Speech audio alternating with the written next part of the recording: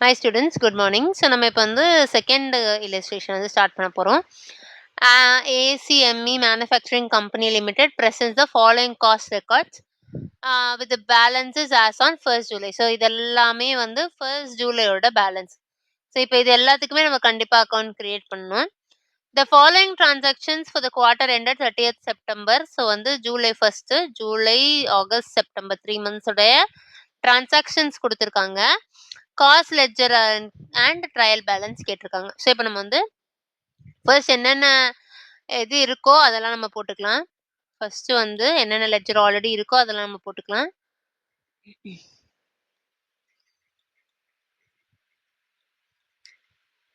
Particular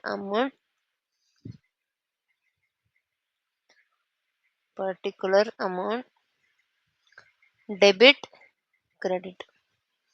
so இது வந்து stores ledger control account.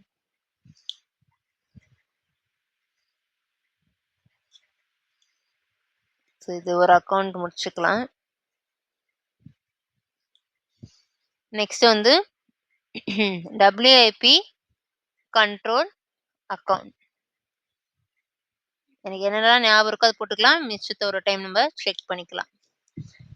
Debit credit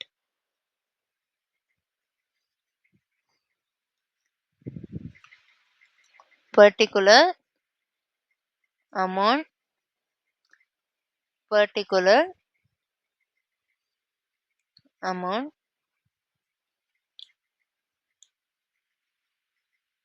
so இது முடிஞ்சிச்சு. WIP control account.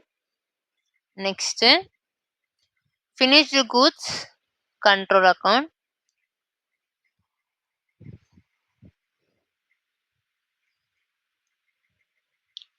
ஒரு பேஜுக்கு 2 GL நான் ஓப்பன் பண்ணிக்கிறேன். So particular amount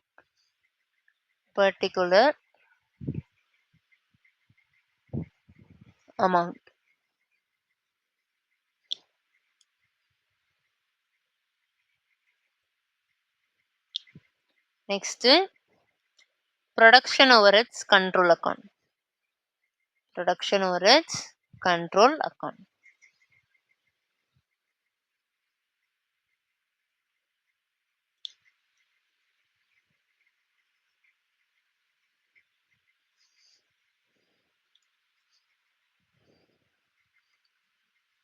particular amount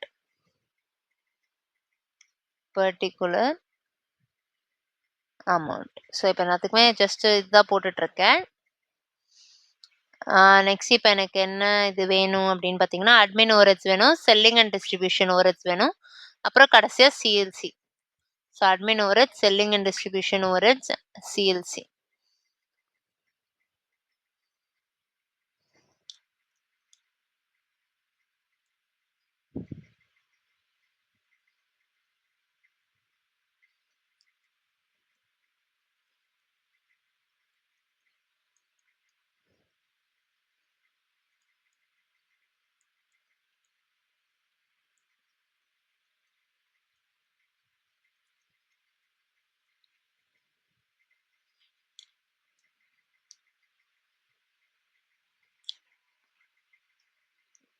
Selling and distribution overheads,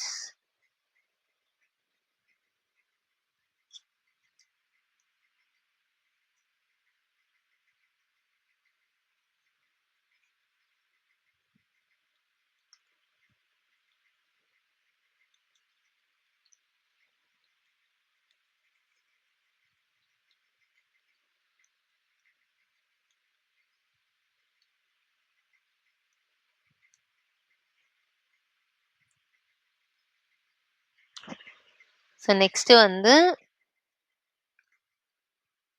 ஒரு பேஜ் நான் இப்போதைக்கு எம்டியா விடுறேன். ஆனால் காஸ்ட் லெட்ஜர் கண்ட்ரோல் அக்கௌண்ட் மேலே ஓப்பன் பண்ணிக்கிறேன். CLC account. So CLC account மட்டும் இப்போ நான் ஓப்பன் பண்ணியிருக்கேன். ஸோ இதை நான் வந்து க்ளோஸ் பண்ணல, just particular amount and particular amount. So இதோட நான் வந்து இப்போதைக்கு ஸ்டாப் பண்ணிக்கிறேன். வேறு ஏதாவது லெட்ஜர் தேவைப்படும் போது நான் போட்டுக்கிறேன்.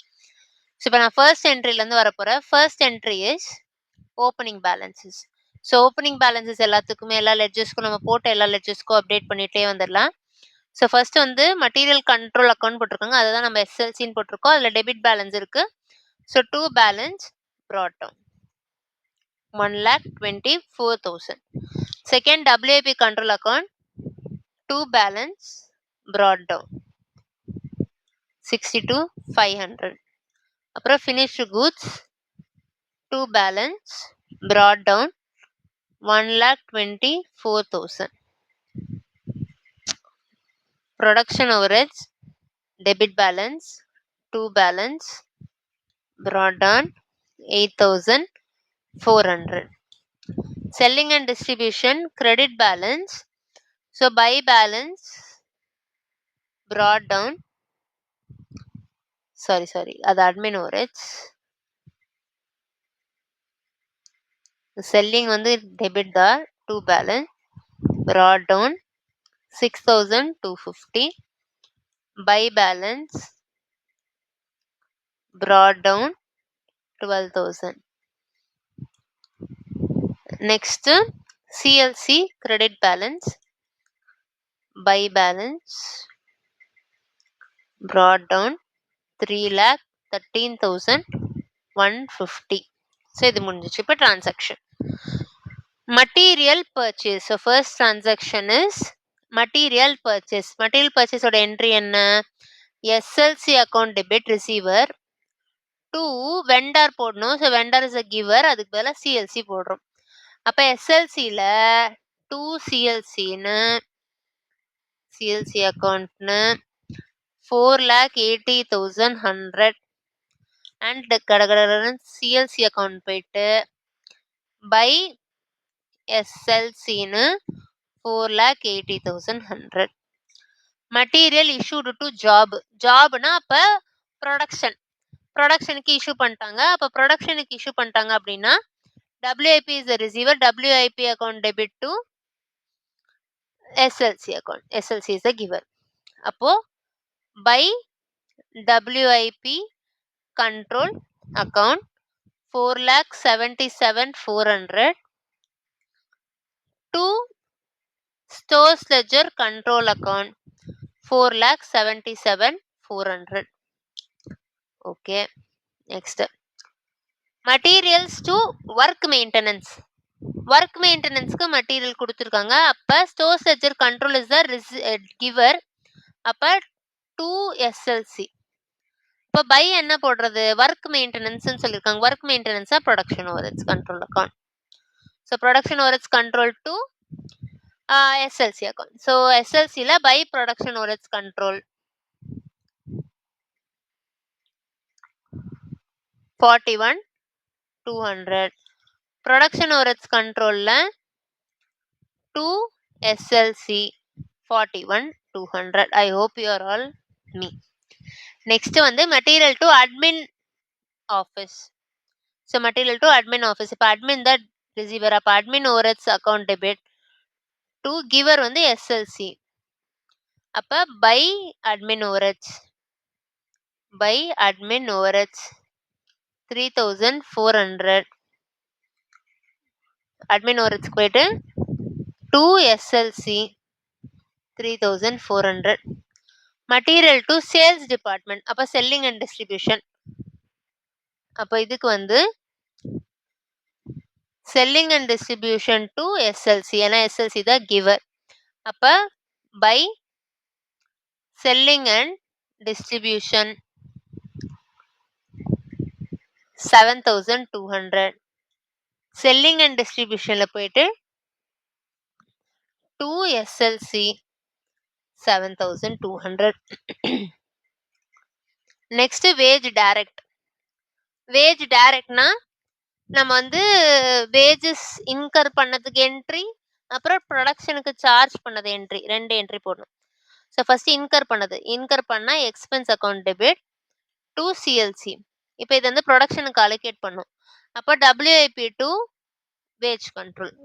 WIP is the receiver, wages is a giver. So WIP to wage control. இப்போ நம்ம ஃபர்ஸ்ட் என்ன பண்ண போறோம்? வேஜ் கண்ட்ரோலுக்கு ஒரு அக்கௌண்ட் ஓப்பன் பண்ண போறோம்.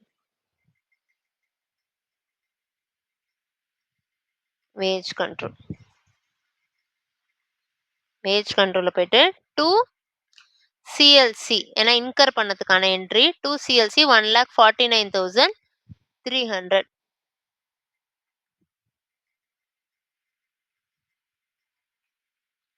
இப்போ இதை வந்து நான் டபிள்யூஐபிக்கு சார்ஜ் பண்ண போறேன். அப்போ WIP will be the receiver. அப்போ WIP to WC. So by டபிள்யூஐபின்னு 1,49,300. இப்போ அப்படியே கையோட டபிள்யூஐபிக்கு போயிட்டு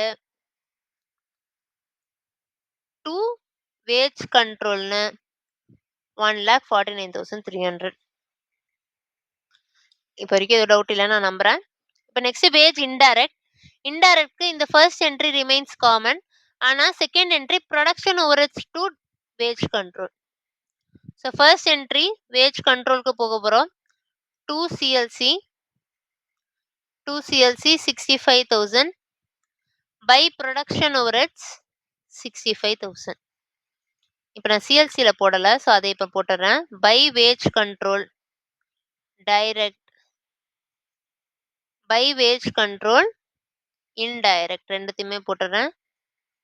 ஸோ இங்கே எனக்கு 1,49,300 65,000. I hope you have no doubts till now. இப்போ நெக்ஸ்ட் ப்ரொடக்ஷன் ஓவர்ஹெட்ஸில் போயிட்டு to wage control 65,000. Transportation for indirect material. So indirect மெட்டீரியலுக்காக டிரான்ஸ்போர்ட்டேஷன் சார்ஜஸ் எடுத்துட்டு வந்திருக்காங்க. அது வந்து 8,400.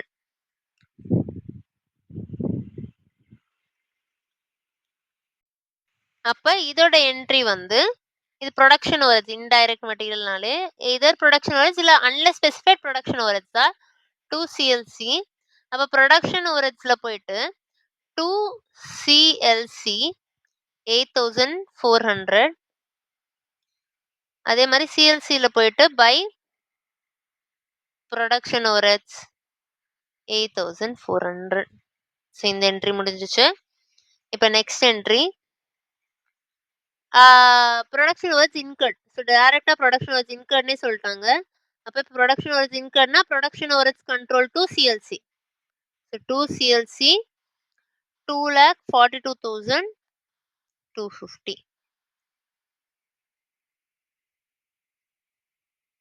2,42,250.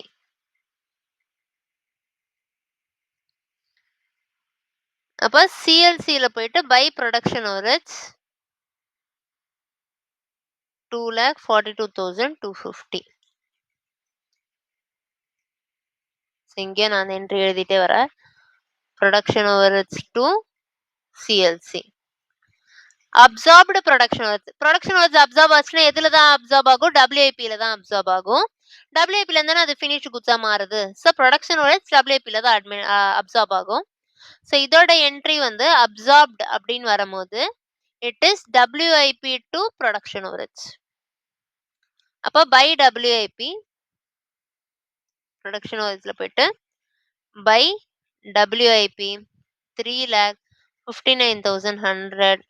டபிள்யூஐபியில் போயிட்டு 2 production overheads 3,59,100.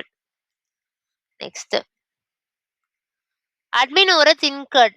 admin overheads incurred, admin overheads allocated to production. கண்டிப்பா admin overheads will not be allocated to WIP. ஏன்னா admin overheads நடக்கதே goods finish ஆனதுக்கு அப்புறம் தான். ஸோ admin overheads incurredக்கு என்ட்ரி வந்து admin overheads to CLC. allocatedக்கு என்ட்ரி வந்து finished goods to admin overheads. So இப்போ இன்கர் பண்ணதுக்கு என்ட்ரி போட்டுடலாம். இன்கர் பண்ணதுக்கு 2 CLC 74,000. இப்போ சிஎல்சியில் போயிட்டு பை அட்மின் ஓவர்ஹெட்ஸ் 74,000. இப்போ இது அப்சார்ப் ஆச்சு இல்லையா, அதுக்கு என்ட்ரி போட்டுருவேன். So by finished goods 52,900. Finished குட்ஸில் போயிட்டு 2 admin overheads 52,900. I hope you understood. Next one. admin overheads allocated to selling department. So allocated to selling department. But receiving is a selling department. அப்ப selling distribution account debit to to admin overheads. To admin overheads. அப்ப selling and distributionல போயிட்டு to admin overheads. amount வந்து 14,800. இங்க வந்து by selling and distribution 14,800. இப்ப next. Selling and distribution overheads incurred, absorbed. So incurred கான entry selling and distribution account debit to CLC. Absorbed oda entry selling and distribution will be absorbed into cost of sales. So cost of sales account debit to selling and distribution. So first incur ஆன entry. Incur ஆன entry na to CLC.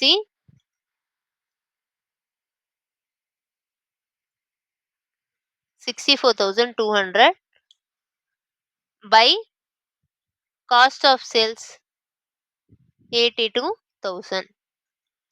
இப்போ இங்க 2 CLC இல்லையா அப்ப by selling and distribution 64,200. 64,200.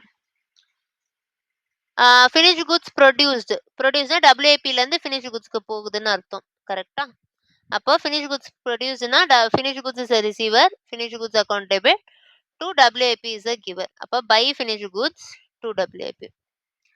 So இங்க வந்து 2 WIP 9,58,400 by finished goods 9,58,400. finished goods sold அப்ப by cost of sales 9,77,300. cost of sales இன்னும் நான் account create பண்ணல. So இதோட entry வந்து cost of sales are receiving. So cost of sales account debit to giver வந்து finished goods. ஏன்னா finished goods soldனா வெளியே போச்சுன்னா giver. So அப்ப நான் cost of sales இன்னும் ஓபன் பண்ணல. இப்ப இதுக்கு வந்து சேல்ஸுக்கான என்ட்ரி வந்து CLC debtor account. So CLC to CP&L. So இப்ப நான் என்ன பண்றேன்னா இன்னும் 2 ஷீட் ஆட் பண்ணிக்கிறேன்.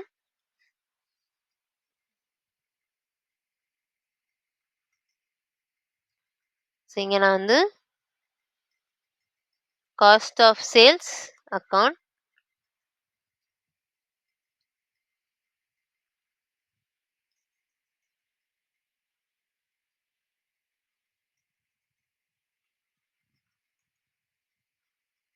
அப்புறம் CP&L account. CP&L account.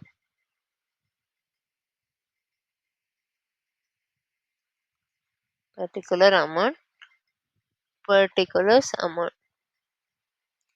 So இப்போ நான் ஃபர்ஸ்ட் வந்து காஸ்ட் ஆஃப் சேல்ஸ் என்னெல்லாம் ட்ரான்ஸ்ஃபர் பண்ணிருக்கோம் அதை இங்க ட்ரான்ஸ்ஃபர் பண்ண போறேன்.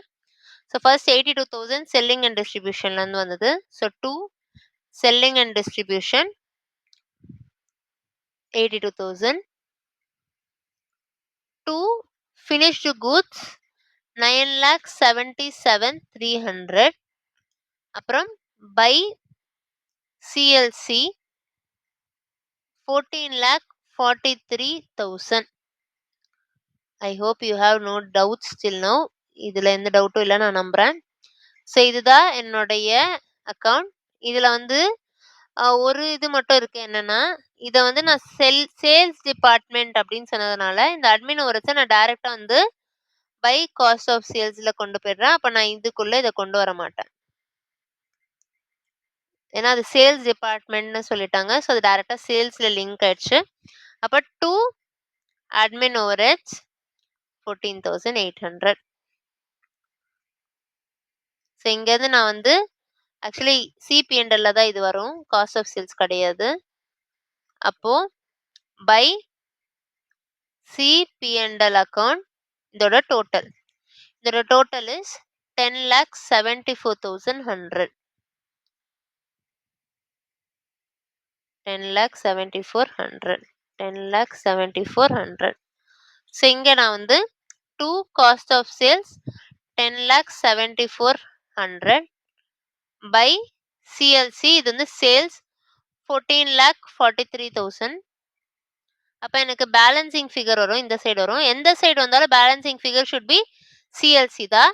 அப்போ டோட்டல் வந்து 14,43,000.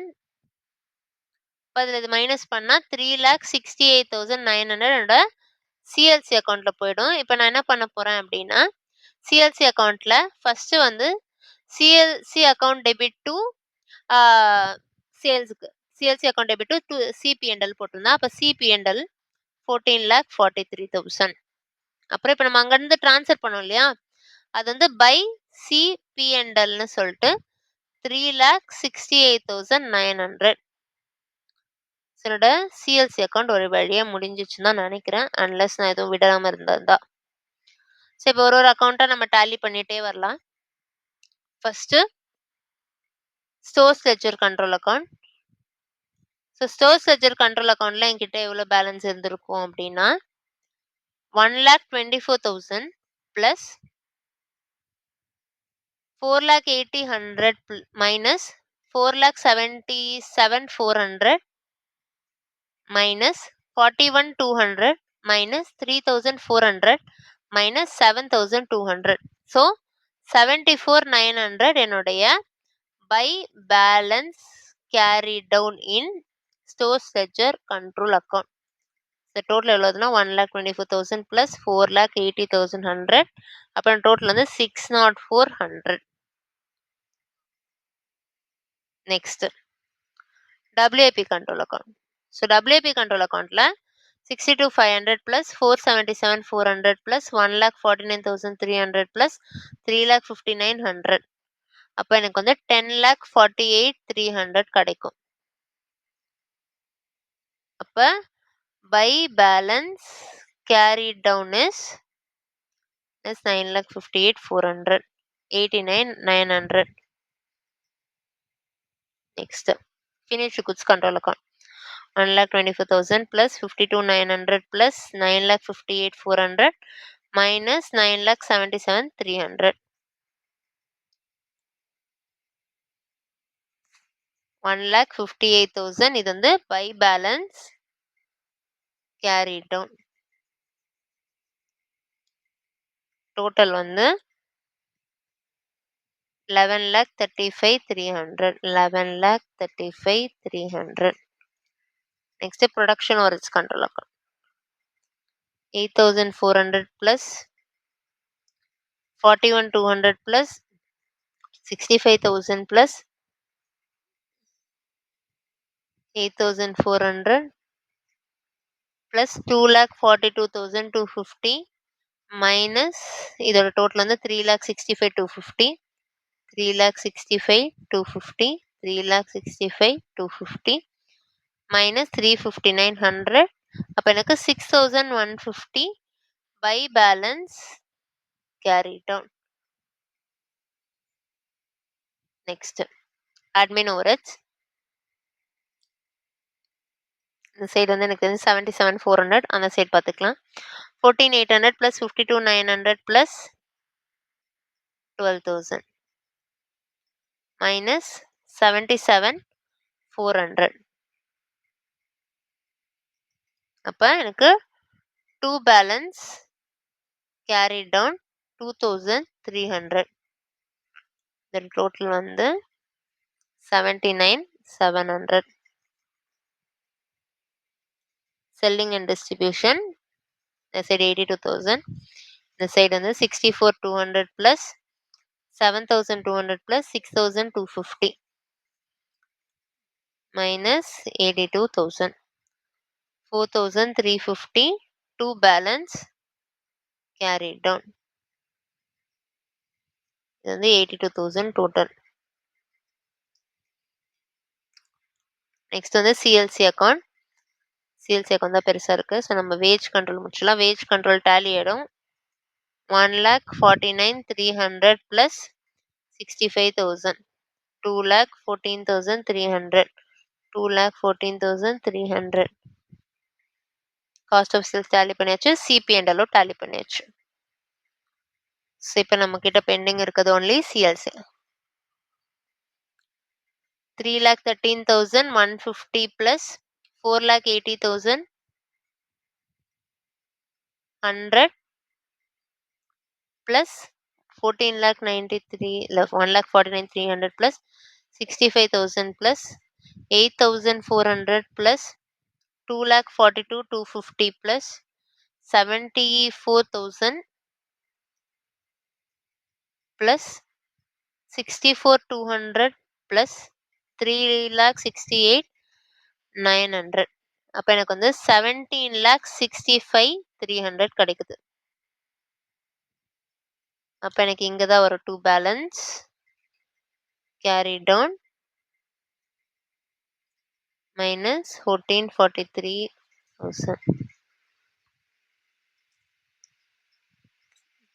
14,43,000 தானே, ஒரு 0 இங்கே கம்மியாச்சு. ஸோ 3,22,300. சரி இப்போ நம்ம வந்து ட்ரையல் பேலன்ஸ் டேலி ஆகுதா பார்க்கலாம்.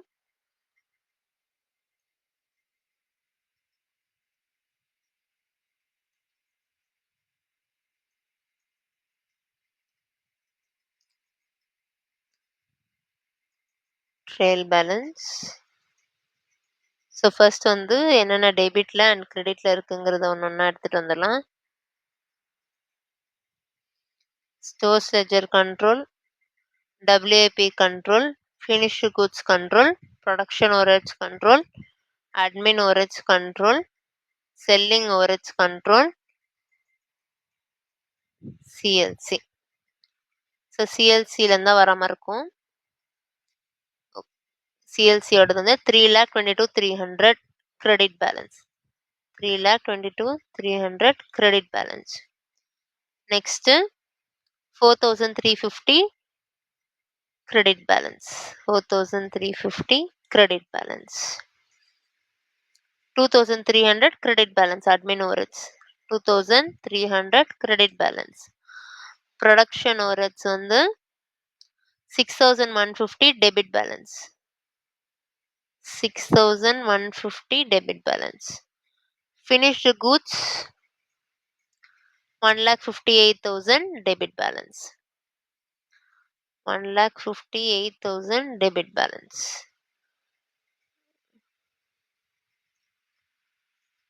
89,900 74,910. 89,900 74,910 தான் நினைக்கிறேன். இன்னொரு வாட்டி கிராஸ் செக் பண்ணிக்கிறேன். 74,900 சாரி 74,900. ஸோ இப்போ நம்ம ஆட் பண்ணி பார்க்கலாம். 74,900 plus 89,900 plus 1,58,000 plus 6,150 minus 4,350 minus 2,300. Okay, நமக்கு ட்ரையல் பேலன்ஸ் சேல் ஆயிடுச்சு. 3,28,950. 3,28,950. 3,28,950. I hope you understood this sum. இந்த சம்ல ஏதாவது டவுட் இருந்தால் நீங்கள் கண்டிப்பாக எனக்கு கமெண்ட் பாக்ஸில் கமெண்ட் பண்ணுங்க. இந்த வீடியோ பிடிச்சதா லைக், ஷேர் அண்ட் சப்ஸ்கிரைப் பண்ணுங்க. மறக்காம லைக் பண்ணுங்க. All the best.